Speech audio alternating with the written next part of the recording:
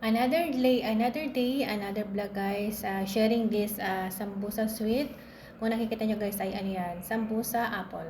Matamis siya, yung minatamis ko dating apple noon, ganyan. Yan ang pinapalaman niya guys.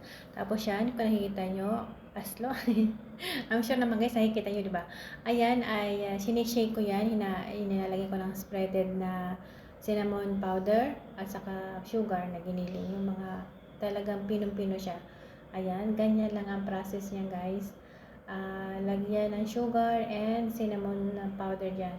Tapos patutuyuin, tapos yan. Kainin na nila. O, diba? Ganun lang kadali yun.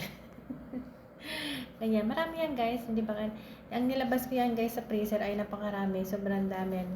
Aalis yata sila. Pupunta yan sila ang party. So, ayan na guys. Ayan na. Oh, ayan. Ang finished product yan.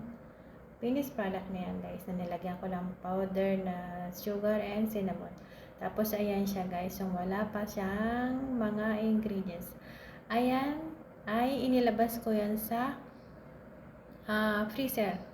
Kasi frozen yan guys. So, bago ko nilagyan ng mga toppings na yun na sugar and cinnamon powder ay nilabas ko yan sa freezer 3 hours bago ko yan prinasis doon sa ano talaga ba na pinaka-finalize. So, yan lang inilagay ko sa huling video guys para mas madali, o diba? Mas madali talaga. Ayan, ganyan. Hili-hilera yan guys para tatanggalin mo pinaka-ice niya kasi frozen yan.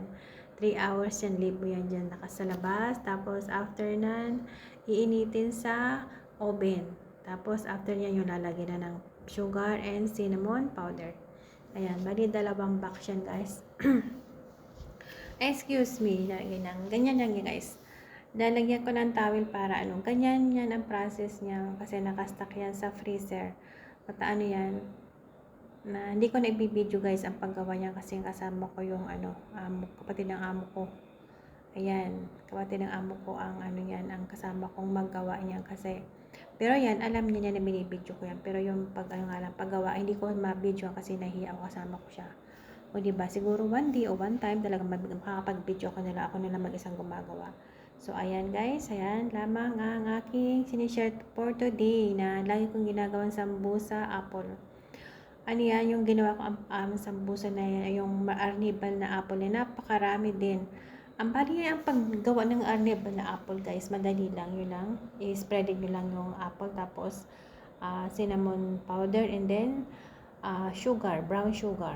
Brown sugar ang gamit yan guys. Ayan, masarap yan guys, super, as in super. One day gagawa talaga ko yan, tapos iba-vlog ko talaga yan guys, di ba? Kaya ayan guys, maraming salamat sa inyong suporta, and please follow, like, and share guys.